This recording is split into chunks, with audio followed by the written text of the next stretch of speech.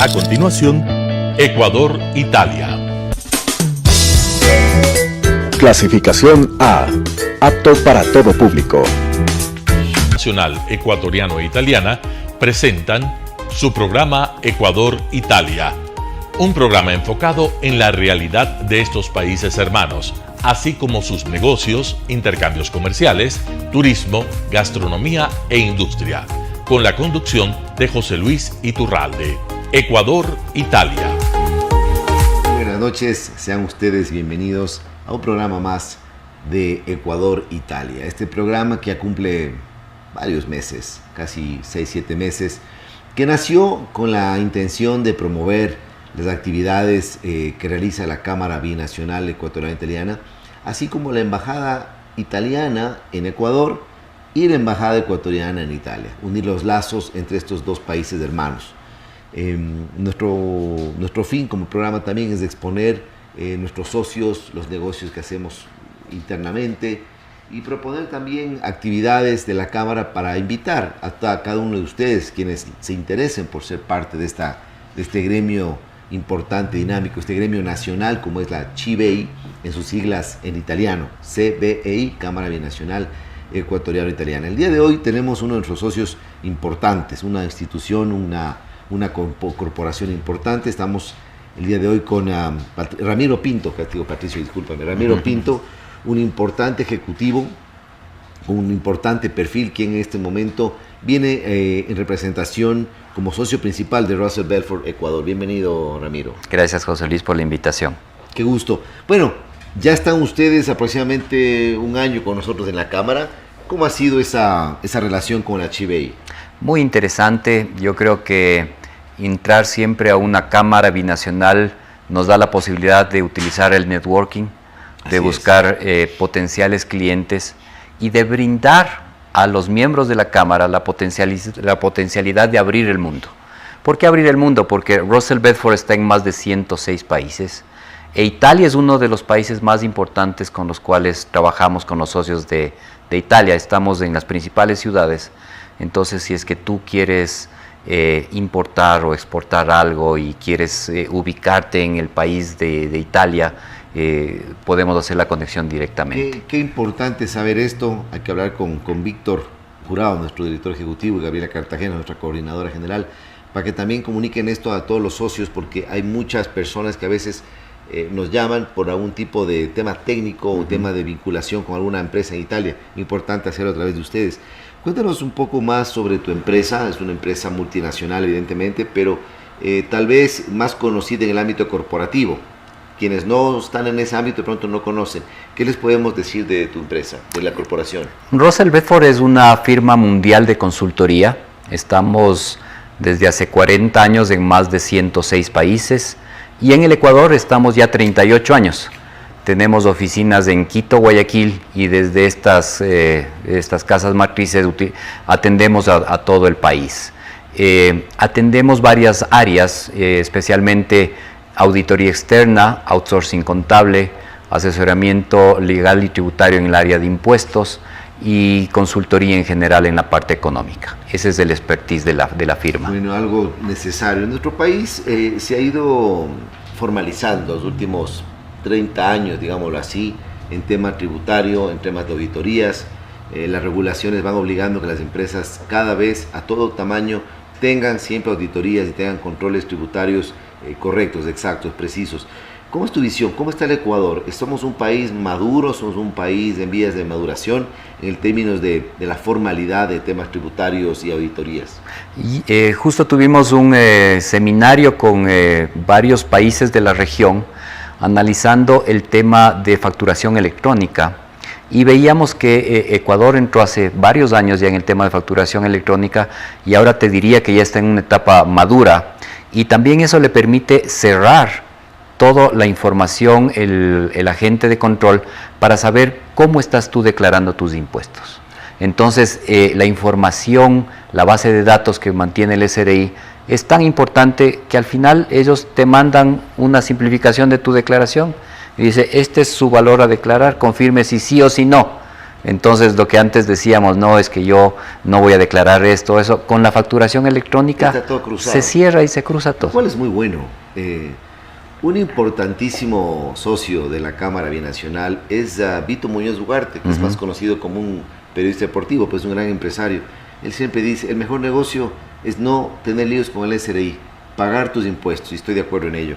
Ahora, ¿es el Ecuador un país que paga impuestos? Hemos crecido en la base impositiva, hemos crecido en los que personas naturales y corporaciones que pagamos impuestos. Sabes que desgraciadamente los que pagamos impuestos son las empresas y las personas en relación de dependencia. Toda la informalidad está más bien al margen del pago de impuestos, y ahí entra un tema de aduanas para evitar lo que es contrabando, y esa venta en efectivo, el que no declaro. Ha venido históricamente cambiando esa visión, y Ecuador te dirá que está en un 60% de recaudación. Tiene todavía un 40% por trabajo, y es importante. Impresionante, ¿no? Sí. Impresionante hablar de un 40% de informalidad, y eso no es justo, ¿no? Yo pienso que evidentemente quien gana poco debe pagar poco. Quien gana mucho, paga mucho, en relación, en virtud porcentual a sus ingresos o a su rentabilidad, porque a veces no siempre la venta quiere decir ganancia. Pero es una pena porque cuando se suben los impuestos, le están subiendo al formal, al que paga, al que está registrado ante las entidades gubernamentales. Hace una semana se confirmó el impuesto agregado IVA a Espectáculos públicos, cine, temas deportivos. ¿Cuál es tu opinión al respecto? Yo creo que el gobierno necesita recursos. Esa es al final la parte que analiza el gobierno, y ve que los temas de espectáculos públicos muchas veces pueden ser suntuarios. Un show, por ejemplo, de un artista famoso, alguien que paga $100 de una entrada puede pagar 112. Entonces es como que esa concepción. Además, la pregunta es ¿por qué no pagaban antes? O sea, si todos pagamos el impuesto a valor agregado en consumo, en ropa, en shopping, en lo que uno necesita en los viajes, ¿por qué no hacerlo en los espectáculos? ¿Por qué no había esa regla? Más bien era lo que tú dices, el por qué no. Entonces era como que una tradición que no se cobraba en espectáculos públicos. No es un tema emergente, no es un tema de salud, es un tema de un suntuario. Porque tal vez el espectáculo público antes se concebía los partidos de fútbol. Ese era el espectáculo público, pero ahora vos ves que ha crecido mucho la oferta, y ahora tenemos a los mejores artistas mundiales, a los mejores shows en nuestros países. Además que también hay que considerar que se ha bajado otros impuestos. Por ejemplo, el empresario de espectáculos ahora tiene que, bueno, él no paga el público el valor agregado al IVA, pero en cambio le bajaron el ISD. O sea, por otro lado hay una balanza y hay otros impuestos que se han bajado. A mí lo que me da pena y me molesta como ciudadano, como una persona que pago puntualmente mis impuestos, es que no lo haga el resto. Entonces ahí es cuando la cosa se pone, es una competencia desleal. Y no te hablo a niveles muy informales, sino te hablo a niveles ya corporativos también, a veces que la gente no paga impuestos. El SRI a raíz, creo yo, tal vez con el gobierno de Sixto Durán Ballén empezó un fomento, un control más estricto del IVA, cuando se pasó del nombre, no me recuerdo cómo se llamaba antes el SRI, Secretaría General de Rentas, creo que era, recuerda. Servicio de Rentas Internas. Ya te olvidaste también. Pero bueno, el SRI tiene un nombre y tiene una estructura sólida. Hablo de los últimos gobiernos, no hablo de un gobierno en particular, que ya se ha formalizado, se ha modernizado y ha hecho que la gente pague más. Porque cuando yo llegué en el Ecuador, yo vivía en los Estados Unidos en el año 1993, llegué yo, me llamaba la atención porque nadie pagaba impuestos. Yo me convierto en un importador, también me registro facturas, y todo el mundo decía, pero ¿por qué me cobras con factura? No me des factura.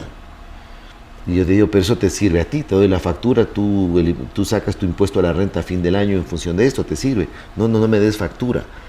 O si me vas a pedir factura, te cobro un poquito más.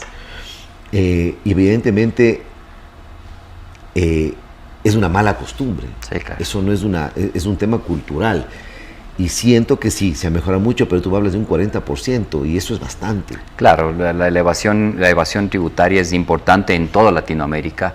No hay una cultura como en países de Europa o América del Norte, en el cual tienes una concepción de que los impuestos tienen que ser transparentes. Aquí todavía tenemos la viveza criolla y tratas de ver cómo evades los impuestos.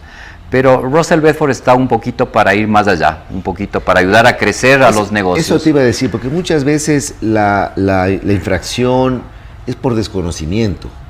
Entonces, en este caso es importante que las empresas pequeñas, medianas, no sean grandes, puedan tener una asesoría, un respaldo, una guía, porque ¿qué es lo que pasa?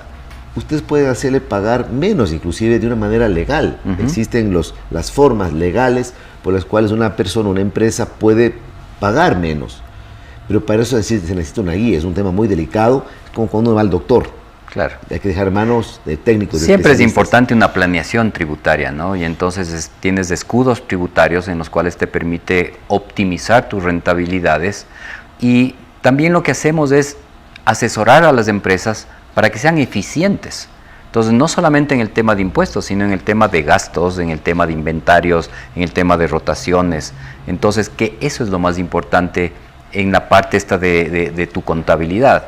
Uno no tiene que tener una visión contable de impuestos y tributarista, tenemos que tener una visión de tomar decisiones, de cómo la información contable y financiera me sirve a mi empresa para seguir creciendo. ¿Cuál es tu formación, Patricio? Yo has estado en varias empresas, estuviste en Natural Vitality y me llama la atención que eres piloto privado, ya vamos a hablar de eso.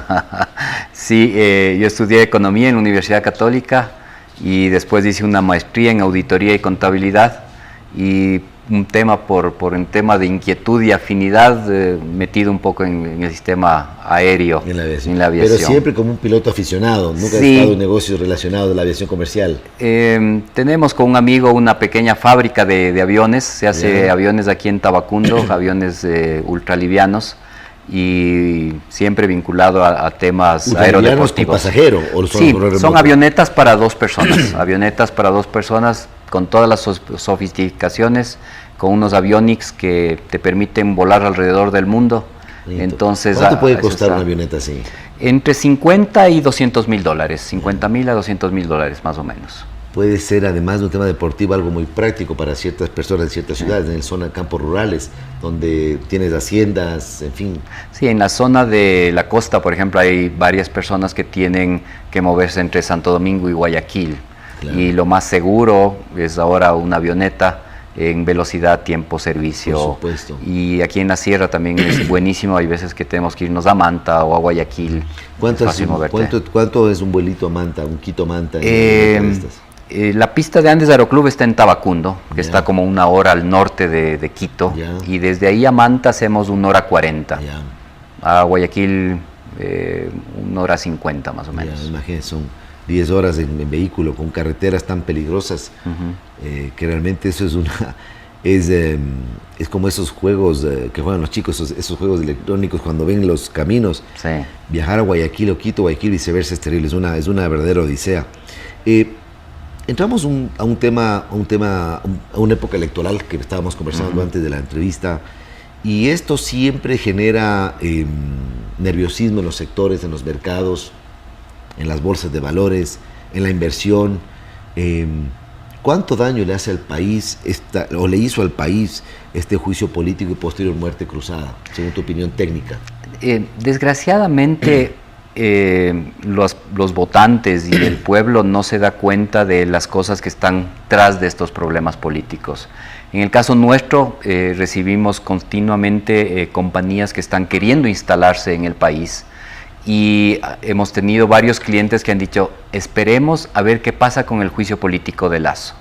Si continúa Lasso, instalo la compañía. Lasso daba confianza. Lasso daba confianza, manejaba un gobierno de derecha que ha tratado de ser formal. Obviamente el bajar la deuda externa no genera votos, porque dice yo no vivo de la deuda externa. Bajar el déficit no genera votos. Y entonces, negociar acuerdos comerciales no genera votos. Es evidente, ¿no? ¿Cuánto le faltó al presidente Lasso ser un buen comunicador. No contratar buenos comunicadores, porque el que contrata es él. Claro. Ser un buen comunicador y ser una persona que explique y que se vende mejor. Y ahora estamos en este compás de espera. Hay un nuevo gobierno que va a durarte 1 año y medio, que no va a poder hacer mucho, y vas a estar en un compás de espera de quién va a venir el siguiente elección. Lo que espera, claro, serán elecciones, vendrá un presidente nuevo e inmediatamente viene una nueva campaña. Así es. Entonces la estrategia, bueno, yo creo que ya un poquito se avisora quiénes van a pasar una posible segunda vuelta. Va a haber segunda vuelta, evidentemente, es imposible, casi imposible matemáticamente que un candidato gane en primera vuelta con más del 40% y con 10%, 10 puntos de diferencia. 10 puntos es muy poco probable. Hay que ver, sin duda, la minoría más política más alta es el correísmo, como minoría, pero es la más alta. Y hay 2 o 3 candidatos que se están peleando este segundo puesto, hay 2 que vemos que están subiendo. Pero yo sí pido a la ciudadanía, como ecuatoriano, dejemos un poco esa forma de ver a un partido como que fuéramos hinchas de un equipo. Cuando uno es hincha de un equipo de fútbol, uno es hincha hasta la muerte. Juegue donde juegue con quien juegue, pierda, baje. Eso es ser hincha de un equipo. Pero uno puede ser hincha de un partido político. Porque el partido político puede tener aciertos y desaciertos, puede tener líderes que van variando. Entonces no necesariamente uno puede decir, yo voto por ese partido siempre, o yo voto por este segmento siempre.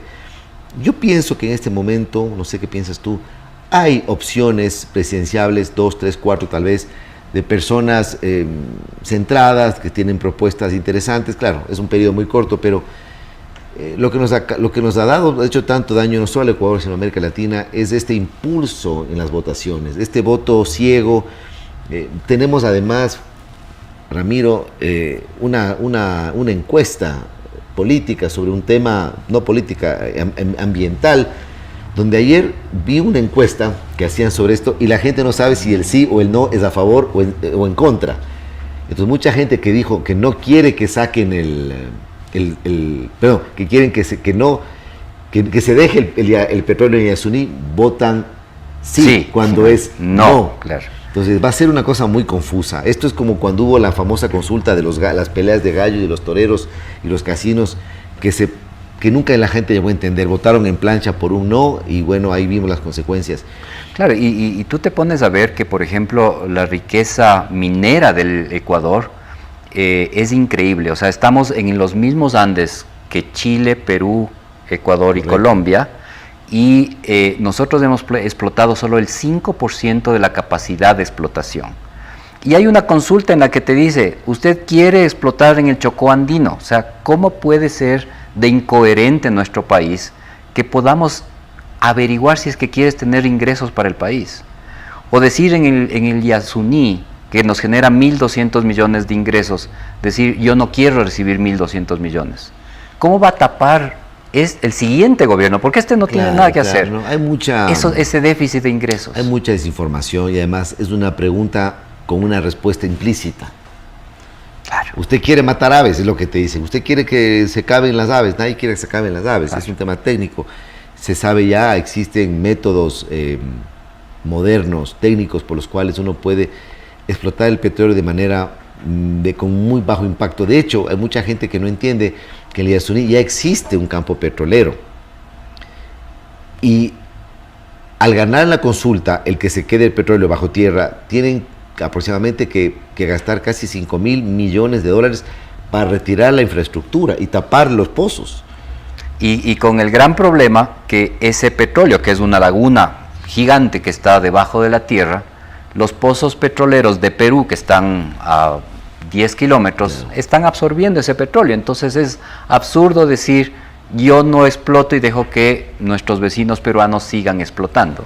Qué importante que la gente se instruya sobre este tema, pero es una pregunta implícita, con implícita respuesta, lo cual dudo que la pregunta gane el sí. Y gane el no. ¿Ves? Ya me confundí. Tiene que ganar el no, claro. Es muy complicado, ¿no? Sí, ahorita en una antesala de encuestas que están haciendo está ganando el sí, desgraciadamente, con el 40% y el no el 20%, y los del otro son indecisos. Entonces yo creo que hay mucha desinformación, lo que tú dices. Y algo que llama mucho la atención es cuántas poblaciones indígenas de la zona que están en contra de esta consulta, que están diciendo que ellos no apoyan, que ellos viven de cierta manera de la producción petrolera y manifiestan que no se les ha consultado y se les está usando a ellos como símbolo, escudo, sí. como escudo, exactamente, ¿no? Sí. Es una pena. El Ecuador en 6 meses tendrá un panorama completamente distinto. No sabemos, podemos algo, los que estamos viendo Twitter o viendo encuestas, calcular qué pueda pasar, pero es muy incierto. La verdad que vemos candidatos, muchos candidatos con muy poquita preparación, inclusive candidatos son muy desconocidos para el pueblo y con buenos perfiles, y otros candidatos que son personas, hablo de asambleístas, que son personajes muy de TikTok, personajes muy de redes sociales, personajes de pantalla, que son por los que generalmente la gente vota. Lamentablemente el votante busca un rostro conocido en la papeleta. Y eso nos ha llevado a tener lo que tenemos ahora, ¿no? Una asamblea, la última, a mi modo de pensar, de las peores, las menos productivas, y que han llevado a una desconfianza del electorado hacia lo que es la asamblea, que generalmente siempre ha sido así. ¿Cuál es tu visión?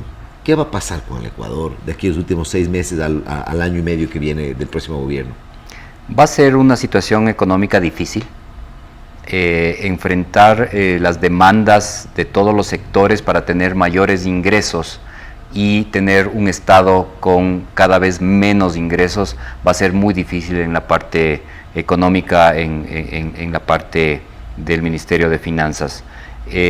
Tienes otros problemas ahorita como un BIES desfinanciado, como un IES en la cual le sacaron todo lo que tenía de provisiones de fondos y ahora estamos pagando la factura. Nos toca hacer un reajuste.